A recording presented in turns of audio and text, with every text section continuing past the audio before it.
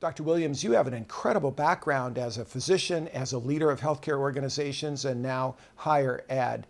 Is it really true that we have a crisis in the nation, in the boardroom, and at the bedside? Yes, it is true. It's true both in healthcare and both in higher ed. I see it in both places. But especially in healthcare, which is what we're focused on today, it's occurring at all those levels. But I come back to it's especially occurring in the areas of leadership.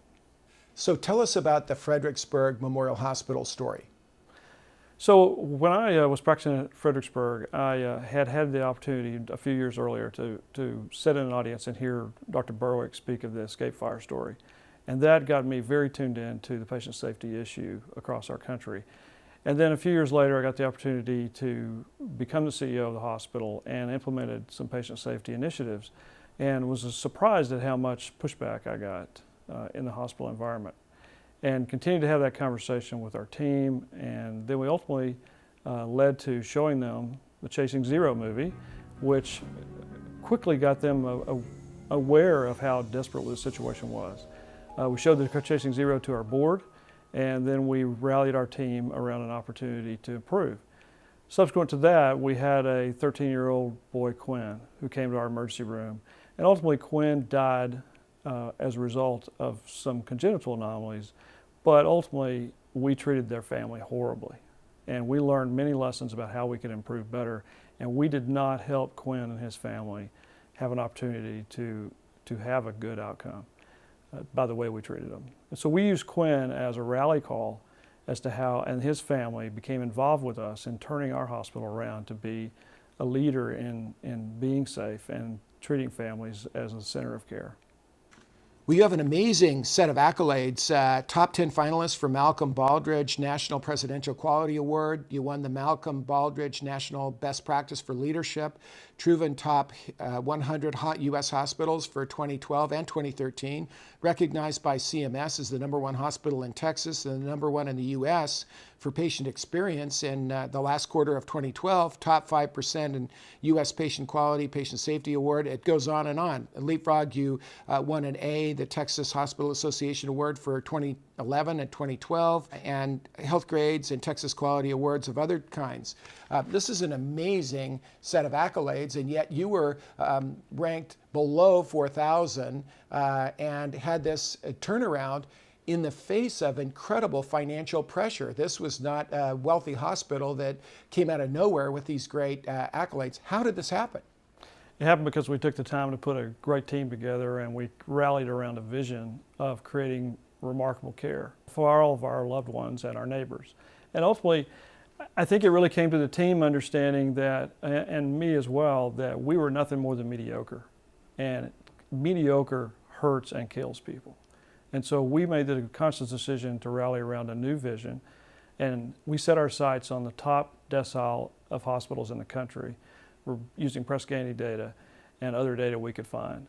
And those were, even though they weren't in our division of small hospitals, we continued to want to play with those bigger places that had resources that we would never have. So we focused on what changes could we make at the bedside, in the boardroom, with our team that cost next to nothing. It was mostly just human to human effort.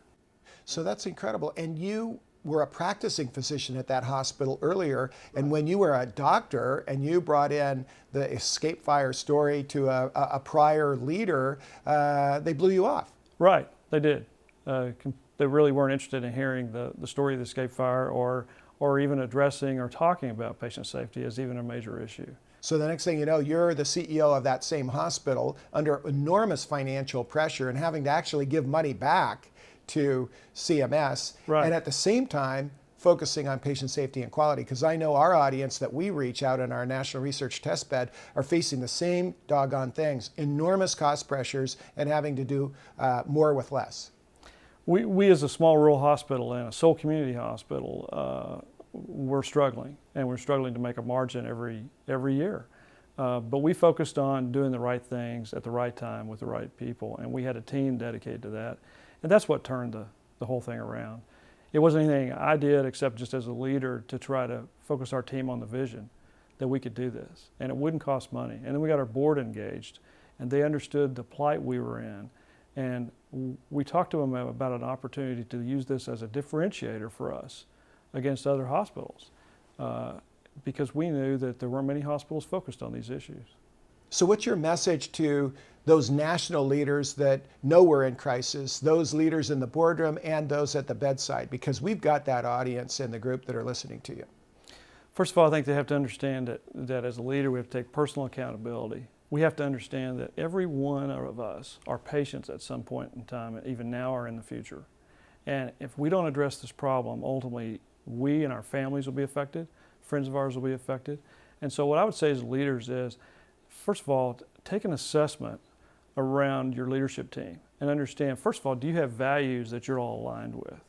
And then what are your personal values, and are those personal values shared by the whole team?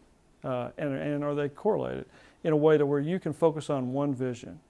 But if you don't have a leadership team that focuses on the same set of values, you can't address these hard problems. We love practical and tactical things that we can give to our audience that they can run with. Give us the capsule on your hero book. So every Friday or every day, we gather our team for a huddle every morning, and typically Monday through Thursday, that huddle is around getting the day done and focusing on our priorities. Friday is a special day because it's called our hero huddle, and all of us have a red moleskin notebook that we carry, and we bring that to the Friday huddle.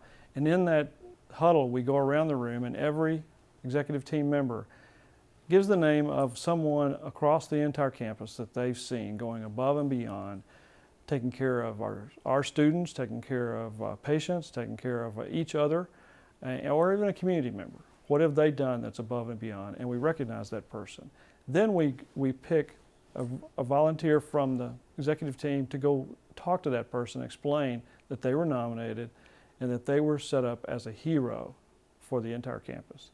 And we give them a letter ultimately. And we've seen our frontline team members put those letters up on their walls, share them with their families, and it's created an environment where people love being recognized and want to be a hero. And it doesn't cost anything. It doesn't cost anything. It's the cost of a letter, piece of paper, nothing. So now you're leading one of our major educational centers, and actually you're producing the #2 number of primary care physicians in our country. So you're really having a major impact, and you have 2,000 people that are responsible for teaching 2,000 people, and 5 schools and 10 degree programs. What are you doing from what you've learned to help us with this crisis that we've got nationally? Well, one thing I would also add to what you said, Chuck, is we also have the opportunity in our clinical practice to see almost 550,000 to 600,000 patients a year. So we have that piece as well. And I think because of the diverse population of the Health Science Center, we had to come back to the center and we had to say, what are we as a community going to be? What are we going to be defined by? And we started off by defining what our team values were. And we brought our frontline team, we brought community members. We went through a process to where and out of our whole population, we had over 800 people participate in a survey around values. It gave us their values. We aligned those and we came up with our top 5 values. And with those values, then we put behaviors with each value. And then we set up trust as the final 6th value, if you will. And we see these values as, if you will, the piers or the rebar that goes into the foundation of the cultural transformation we're building. Because we want this culture to withstand pressure for years to come and be sustainable leader after leader after leader. And so it had to come to what are the values of the team, not my values. And so that's what's going to be the changing force for us. Well, congratulations on being able to do it in probably the toughest place in the world, which is where our audience lives, out there at the front line, enormous financial pressures and not having any financial resources to call on. And you've been able to actually win in the game that really seems to require a lot of resources, and now applying it to education. Thanks for the inspiration. Thank you, Chuck. I appreciate the opportunity. And I want to appreciate all those in the audience and what they do every day for taking care of patients better.